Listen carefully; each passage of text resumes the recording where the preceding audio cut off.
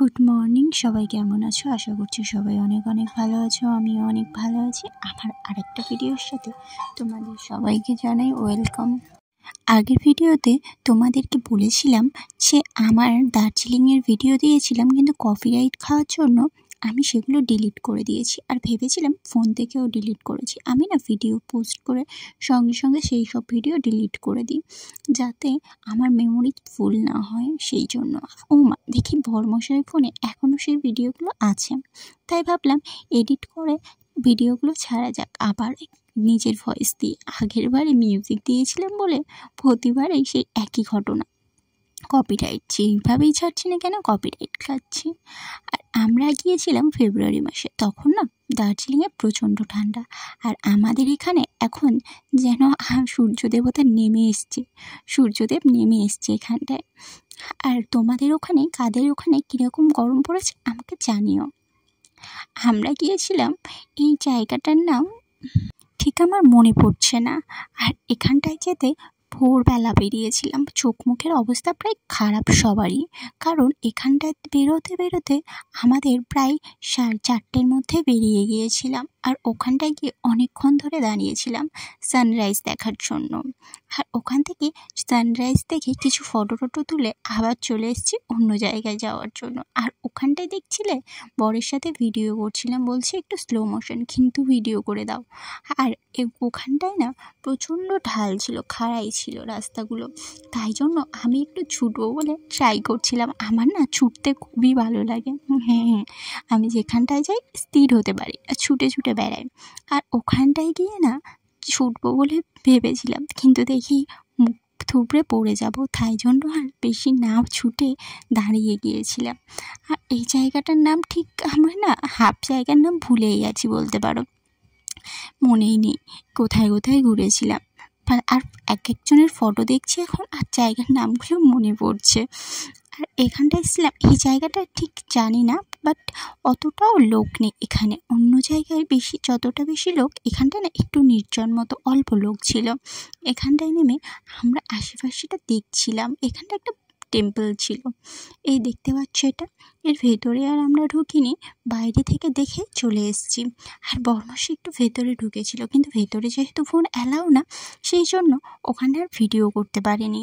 আর এখানটায় দেখতে পাচ্ছ রাস্তায় কত রকমের গাছ, আর পাহাড় মানে সবুজে ঘেরা।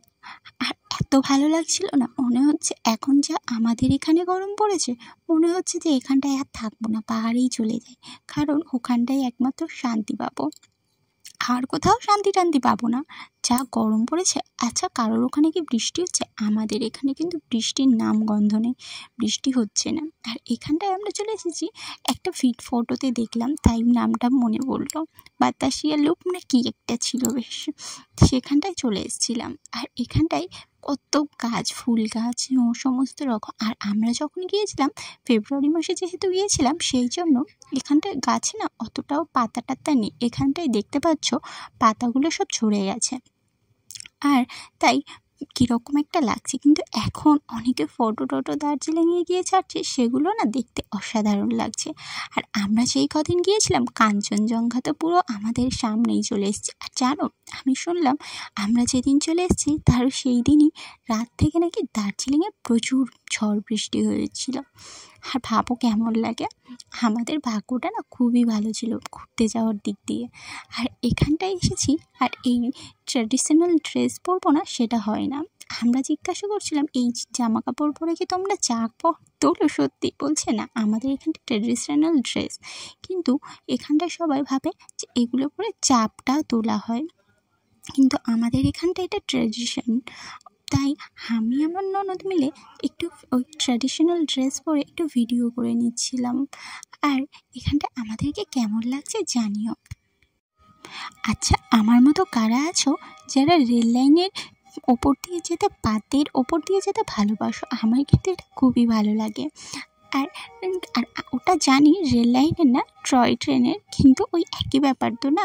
ওই পাতটা আছে, যেতে আমার ভীষণই ভালো লাগছিল। আর এখানটায় যাচ্ছিলাম আরেকটা জায়গায়, ঝর্নার কাছে।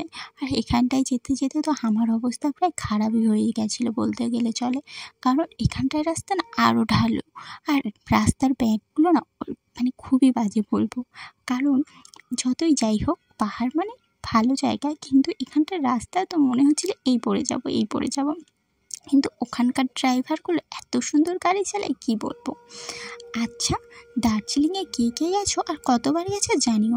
আমি তো ফার্স্ট টাইম গিয়েছি পাহাড়ে, আর পাহাড়ে গিয়ে পাহাড়ের প্রেমে পড়ে গেছি বলতে পারো। কারণ ওখানে যে ঠান্ডা আছে, আর আমার না গরম একদমই ভালো লাগে না, শীতটাই বেশি ভালো লাগে। তাই জন্য মনে হচ্ছে যেন এখনও পাহাড়ে চলে যায়, কি ওখানটায় থেকে যায়। আচ্ছা, কার কি মতে সেটা জানিও। আর এখানটায় একবার করে এপাশে কাঞ্চনজঙ্ঘা পড়ে, একবার করে ওপাশে কাঞ্চনজঙ্ঘা পড়ে, জাস্ট অসাধারণ লাগছিল। আমি যখন ভিডিও এডিট করছিলাম তখন প্রায় সন্ধ্যার সময় বলতে পারো। আর সন্ধ্যার সময় হিন্দু বাড়িতে যে শাঁকাশি বাজবে না সেটা তো হতেই পারে না, তাই তোমরা শাঁকাশির আওয়াজ পাবে। এই ভিডিওতে ভয়েস দিতে দিতে আমার অবস্থা প্রায় খারাপই হয়ে যায়। এবার বলবে ভয়েস দিতে দিতে আবার অবস্থা খারাপের কী আছে?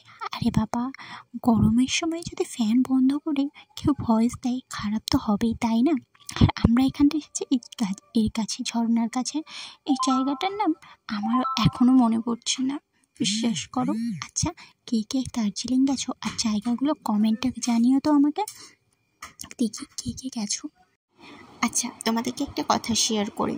আমার না একটা ভিডিওতে কমেন্ট করেছে একজন যে আমার কি মুসলমানদের ঘৃণা করি। আচ্ছা, মুসলমানদের ঘৃণা, আমি আমার ধর্মকে সম্মান করি, প্রথমেই বললাম খুবই সম্মান করি। আর আমি দেখো ঠাকুর দেবতা খুবই মানি, তার মানে এই না যে আমি মুসলমানদের ঘৃণা করব। আর হ্যাঁ, আমার না মুসলমান ফ্রেন্ড অনেক, স্কুল লাইফে বলতে পারো বেশিরভাগ ছিল মুসলিম ফ্রেন্ড, বেশিরভাগ না 50-50। আচ্ছা, আমার মতো কে কে আছো যারাও ঘুরতে যেতে খুবই ভালোবাসো, কিন্তু গেলে সেখান থেকে আসতে চাও না, আর এলে সেখানটা আর যেতে চাও না? কে কে আছো বলে তো? আমি এতটাই ল্যাদখোর যে কোথাও গেলে সেখান থেকে আর আসতে ভালো লাগে না, আর গেলে আসলে আর যেতে ভালো লাগে না, এরকমই। আমি স্কুলে গেলে মনে হতো আর বাড়ি যাব না, আর বাড়ি গেলে মনে হতো আর স্কুলে যেতে ভালো লাগছে না। আচ্ছা, কে কে স্কুল লাইফটা মিস করো জানিও তো। আমি না আমার স্কুল লাইফটা খুবই মিস করি, জানি সবাই মিস করে, কিন্তু স্কুল লাইফটা অন্যরকম ছিল ভাব।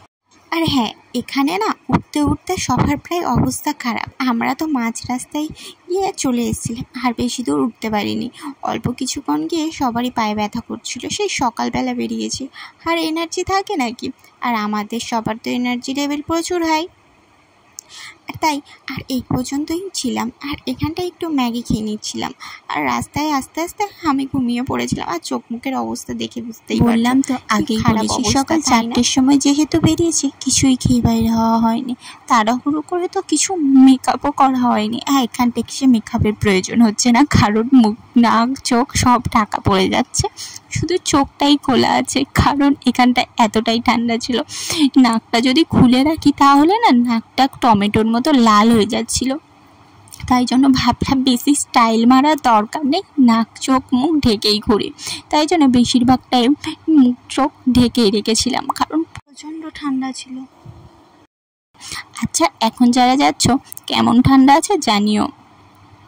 আর তারপরে ওখান থেকে ঘুরে এসে আমরা চলে এসেছিলাম এই বৌদ্ধ টেম্পলে।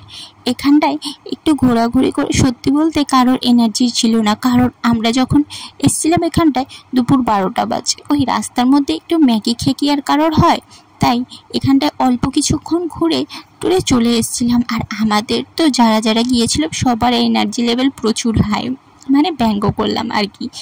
আচ্ছা, এইখানটায় আমরা খেয়ে নিচ্ছি দুপুরের খাবার, দুপুরের রুটি নিয়েছিলাম, কারণ ভাতটা এখানটা একদমই তরকারিপত্র আমার একদমই ভালো লাগছিল না, তাই জন্য।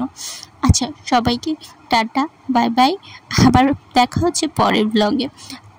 আর ততক্ষণ তোমরা সবাই ভালো থেকো আর সুস্থ থেকো।